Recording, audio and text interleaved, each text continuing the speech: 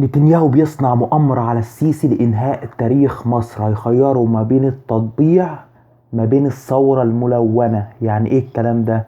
لا اما التطبيع وكل الفلسطينيين ينزلوا على أرض سيناء، لا اما تهييج شعبه عليه عن طريق الانترنت والثورات الملونة.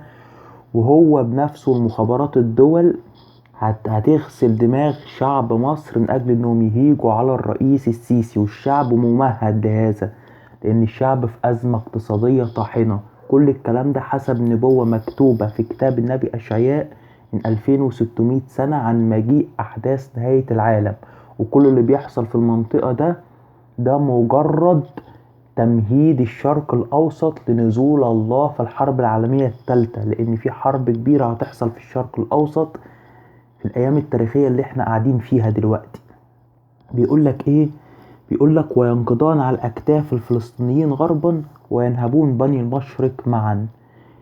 في الصفحة رقم 11 في كتاب النبي أشعياء، النبي بيتكلم ان الشعب الإسرائيلي هينقضان على أكتاف الفلسطينيين، يعني هيركبوا على أكتاف الفلسطينيين وينهبون بني المشرق معا.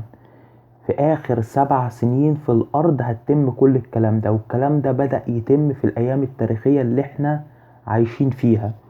وهيجي ترامب اللي بيتكلم بالسلام للشعوب هيبذر حروب يوم القيامة في الشرق الأوسط، وهيخير أيضا الرئيس السيسي لتهجير الفلسطينيين من أرض غزة لأرض سيناء. طبعا السيسي مش هيوافق. أنا عارف إن السيسي، بص، السيسي اقتصاديا مش عارف يدير البلد، لكن في حتة الوطنية هو من جواه قلبه كويس، يعني مش هيوافق، فاهمني؟ فلما ما يوافقش هيهيجوا الشعب المصري عليه للقيام بالثورة الثالثة الملونة الكبرى، ودي هتاكل الأخضر واليابس. ومكتوب عنها أيضا في كتاب النبي أشعياء في الصفحة رقم 19 على نفس تسلسل الوحي. بيقولك إيه؟ فأهيج مصريين على مصريين فيحارب كل واحد أخاه وكل واحد صاحبه، مدينة مدينة ومملكة مملكة، وترهق روح مصر داخلها، وأغلق على المصريين في يد المولى القاسي فيتسلط عليهم ملك عزيز يقول الرب. يعني الرئيس السيسي يغلق على المصريين. انت عارف ان السيسي مش زي بشار، السيسي بيحكم بالحديد والنار، لو شعبه قام عليه مش هيهرب من البلد، لا هيواجه، فاهمني؟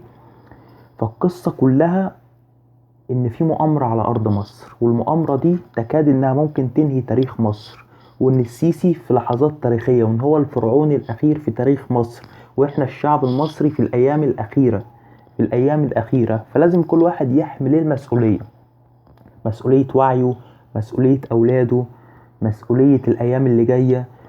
دور على فلك نوح التاني وادخل فيه. فلك نوح التاني دور على امانك. طبعا فلك نوح التاني مش في تخزين الذهب او في تخزين المادة او في تحويل الجنيه المصري لدولار، لا، فلك نوح التاني هو في الله نفسه. قدم التوبة عن الخطايا وارجع عن الطرق الرضية. ليه؟ لان مكتوب في نفس النبوة دي بيقولك ايه؟ مزج الله في وسط المصريين روح غي فأضل مصر في كل عملها كترنح السكران. يعني ايه روح غي؟ روح غدر، روح المصريين بقوا يجوا على بعض. المصريين ما بقوش سالكين مع بعض. اللي معاه موتوسيكل ب10,000 جنيه بيقولوا عليه ب50,000 جنيه، واللي معاه توك توك ب20,000 جنيه بيقولوا عليه ب100,000 جنيه. فجشع المصريين روح غي، يعني روح الجشع. هذا الروح الله يحفظك منه. اطلب ليك ولأهل بيتك الله يحفظك منه ويحط عليك حماية منه. دي علامات الأيام الأخيرة بتحصل في الأيام اللي احنا عايشين فيها، وفي علامات كتيرة تاني أكتر من آلاف العلامات اللي اتفتحت عيوني ليها وجاي أخبرك بيها، مكتوبة. لو عملت فيديوهات كتير مش هعرف أسجلها. وتنشف المياه من البحر ويجف النهر وييبس. اتنبأ عن سد النهضة من قبل ما تكون ب2600 سنة، إن إسرائيل وأثيوبيا هيعملوا كماشة على مصر. إسرائيل هتملك الفرات وأثيوبيا هتملك النيل، فيبقى المملكة الكبرى من النيل إلى الفرات، لأن سليمان الحكيم اتجوز ملكة الحبشة والاتنين تجانسوا مع بعض، أصبحت إسرائيل وأثيوبيا روح واحد من النيل إلى الفرات.